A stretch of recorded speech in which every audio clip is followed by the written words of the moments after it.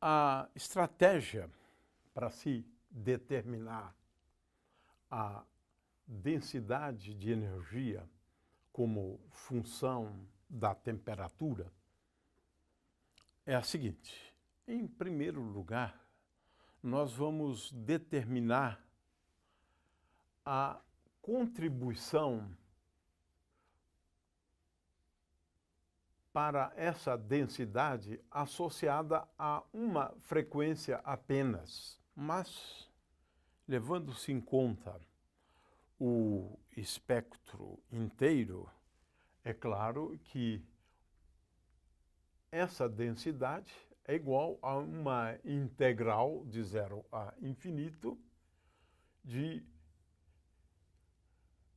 dni, o ni de t. De forma que o nosso primeiro problema é o de determinar a densidade de energia quando nós estamos falando da contribuição de uma frequência da radiação eletromagnética. Essa grandeza física nós vamos denominá-la Uni de T. Então, esse é o primeiro problema com o qual nós nos deparamos. Ora, para eu determinar esta grandeza física, eu preciso determinar duas grandezas. Uma primeira delas é o que nós chamamos de contar o número de modos. Então, esse é um problema com o qual nós nos deparamos e vamos, então, calcular, em primeiro lugar, o número de modos num intervalo de frequências. Então, para a gente entender, inclusive, o que é número de modos e o que é um modo de oscilação, porque agora nós estamos falando de modos de oscilação. Eu tenho aqui uma caixa e tenho ondas eletromagnéticas nessa caixa. Ora, esse problema, ele acaba sendo reduzido àquele do estudo de ondas estacionárias numa caixa. De forma que o que eu tenho aqui, a rigor mesmo, né, são ondas eletromagnéticas, né, campos. Né. Tenho, no interior da caixa, tenho ondas eletromagnéticas. No entanto, como nós estamos imaginando que essas ondas eletromagnéticas estão contidas numa caixa, elas não existem fora, em princípio. Se não existem fora, essas ondas devem ser tais que os campos elétricos e magnéticos se anulam sobre a superfície. Então, temos aqui um problema típico envolvendo condições de contorno. Sim, agora vou me reportar, né, à aula onde a gente fala dos modos normais, né, de oscilação. O que significa isto? Ora, só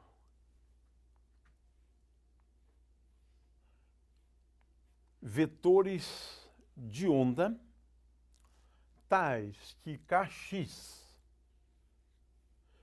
vezes A seja igual a um número inteiro. Então, aqui eu estou falando de um múltiplo inteiro de 2π. Só ondas com um vetor de onda, lembrando que o vetor de onda aí tem componente kxi mais kyj mais kz vezes k. Então, tendo em vista a existência de ondas estacionárias e as condições de contorno, isso pode ser visto de um outro jeito, mas eu estou simplificando aqui a análise. A gente já deduziu isto para ondas estacionárias, satisfazendo certas condições de contorno, só vetores de onda tais que kx obedeça a esta condição. Veja, A é a dimensão de um dos lados da caixa, né? Nós estamos falando aqui de uma caixa retangular. Estamos colocando aqui esse eixo aqui como sendo o eixo Z, esse aqui é o eixo X, né? E esse aqui é o eixo Y, portanto, né? Ora, essa aqui é a condição para Kx. A mesma coisa vale para Ky. Ky vezes B é igual, digamos, a M vezes 2π. M é um número inteiro, mas em princípio independente deste. Pode ser quaisquer. N igual a 1, 2, 3, 4, 5. M igual a 1, 2, 3, 4, 5, 20, 25, 30, enfim. Um número inteiro, né? M e N. E, finalmente, Kz vezes C, né? Vezes C, igual a P vezes 2π, onde M, N e P são números inteiros. Pode ser zero também, não os três iguais a zero, né? De forma que, em princípio, pode ser zero, não os três iguais, porque aí realmente é Kx, Ky igual a zero, né? 0, 1, 2, 3 e assim por diante. Ora, o que resulta disso? É que k ao quadrado são os valores possíveis do vetor de onda k ao quadrado, né? É igual a, vamos colocar aqui 2π sobre a ao quadrado, o primeiro termo, né? Mais, aqui eu tenho agora o n, mais m vezes 2π dividido por b ao quadrado, mais p vezes 2π sobre c ao quadrado. Ora, nós sabemos que, sendo c a velocidade da luz, c é igual a ômega dividido por k. Consequentemente, ômega é igual a c vezes k. Ora, o que significa essa restrição aqui? Isso implica numa restrição em relação às possíveis frequências da radiação eletromagnética no interior daquela caixa. Que frequências são essas? É claro que são frequências que dependem de M, depende de N e depende de P. Essas frequências são dadas por C vezes raiz quadrada, já que nós estamos falando disso. Aqui eu estou falando da frequência angular, né? Mas o fato é que as frequências possíveis são dadas por C vezes 2π. Eu posso colocar aqui fora. Então, eu tenho 2π vezes C.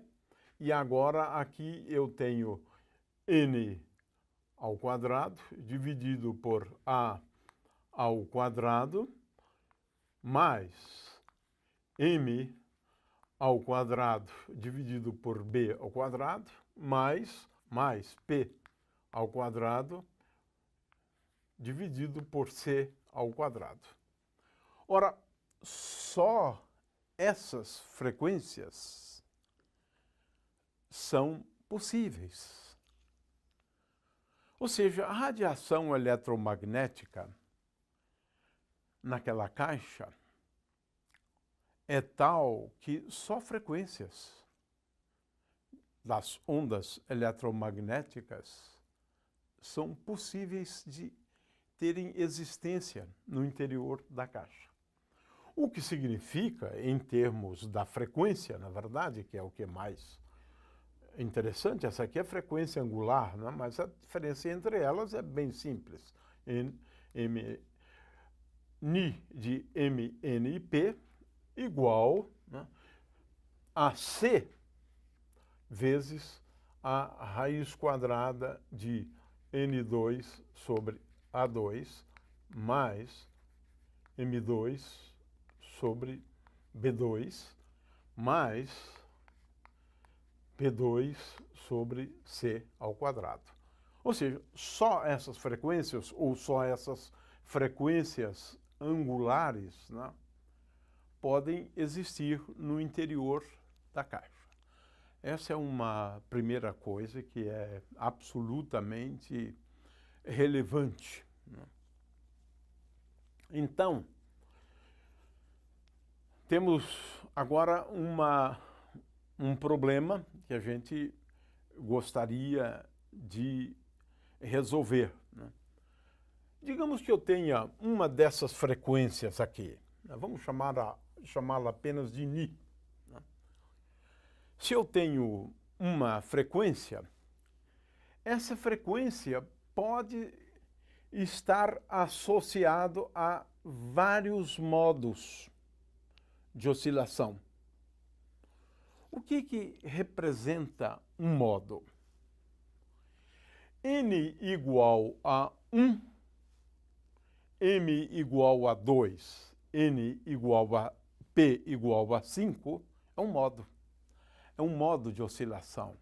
Para cada valor de M, N e P, nós dizemos que estamos diante de um modo de oscilação. Então, se eu tenho um valor da frequência, isso fica absolutamente claro no caso em que eu considerar essa caixa, por exemplo, uma caixa cúbica, né? Fica mais fácil ainda de entender, né? Porque no caso de uma caixa cúbica, só para ilustrar, eu acho que isso realmente vale a pena, né? No caso de uma caixa cúbica, eu tenho que essas frequências são dadas por C sobre A, e agora aqui eu tenho raiz quadrada de m ao quadrado mais n ao quadrado mais p ao quadrado. Ora, veja só, nesse caso, que é mais fácil de ser entendido, né, eu tenho a mesma frequência para o modo m igual a 1, para n igual a 1 e p igual a 1. Por exemplo, eu tenho aqui um modo possível, né? Agora, esta frequência, né, no caso de modos com m, n e p muito grandes, né, eu tenho vários valores de m, n e n, de m, n e p que me levam à mesma frequência. Por exemplo, m igual a 20, n igual a 19, P igual a 21. Ora, eu tenho um outro modo que me leva à mesma frequência para o valor de M igual a 19, N igual a 21 e P igual a 20. Tenho já dois modos, mas eu posso mudar, né, esses números, me levando sempre à mesma frequência. Ou seja, para uma mesma frequência, eu tenho mais de um modo de oscilação, como nós dizemos, em linguagem científica. De forma que o nosso problema agora é o de determinar o número de modos, né, até uma dada frequência. Essa é a primeira conta que a gente vai fazer, né? E depois nós vamos determinar o número de modos num certo intervalo de frequências. Ora, como é que a gente determina esse número de modos? Nós vamos fazer o seguinte agora. Nós vamos considerar uma esfera e vamos olhar para o espaço dos vetores de onda. Então, imaginamos um volume nesse espaço dos vetores de onda. Então, vamos considerar uma esfera. Agora, eu estou falando, aqui eu estou colocando KY, ou melhor, KZ, KY e KX. Ora, nessa esfera tal que o raio dela é K ao quadrado, vamos então considerar essa esfera. Ela tem um volume no espaço dos vetores de onda, um volume que é igual a 4π sobre 3 vezes K ao cubo, é o raio. Muito bem, então essa é um primeiro dado. Agora, o que a gente pode perceber, né, aqui é que numa célulazinha,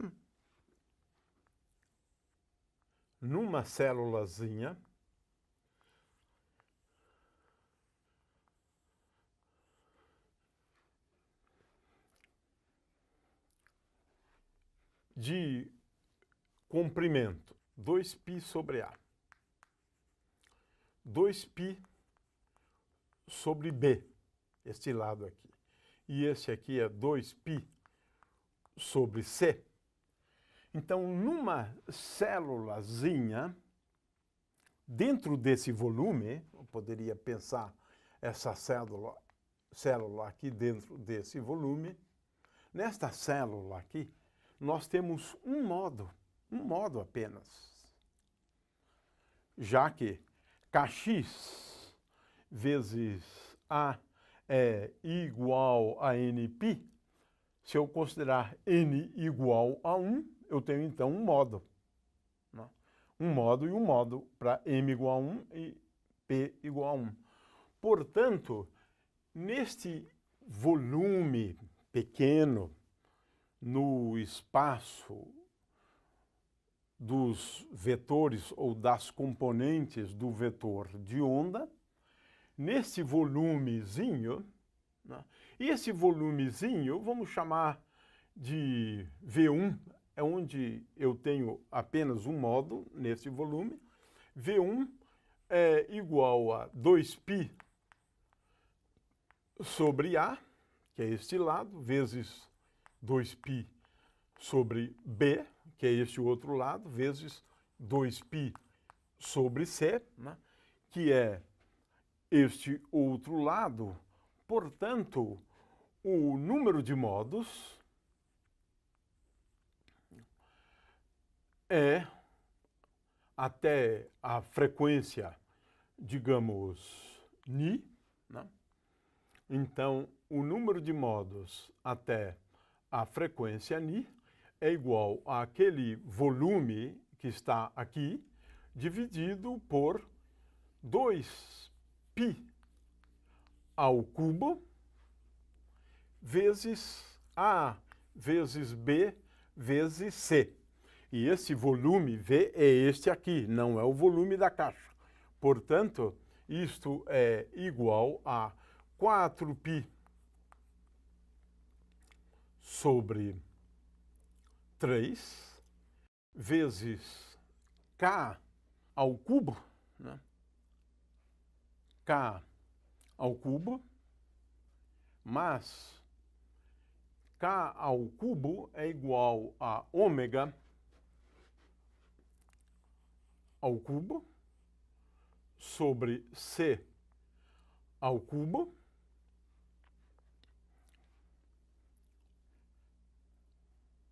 e agora eu tenho que dividir aqui por 2π ao cubo vezes o volume A vezes B vezes C. Esse aqui é o número de módulos até a frequência n. Muito bem, vamos agora escrever n de ni. N de ni é igual a 4π sobre 3. E agora ni, ômega, é igual a 2π vezes ni, mas eu tenho 2π ao cubo aqui, se cancela com esse 2π ao cubo aqui. Eu tenho, portanto, aqui ni ao cubo dividido por C ao cubo vezes ABC. ABC. Vou derivar dn de ni, dn de ni, e derivando, eu obtenho, já que o 3 se cancela com esse 3, então 4π vezes ni ao quadrado dividido por C ao cubo vezes ABC. Ora, vamos agora então definir uma grandeza física que nós vamos chamar de dn índice ni, e dn índice ni vai ser definido como sendo igual a dn de ni vezes dni. E agora, dividindo essa grandeza aqui pelo volume, de forma que é dn dni vezes dni dividido pelo volume, mas o volume é A vezes B vezes C. Ora, com isso nós concluímos que dn ni é igual a 4π vezes ni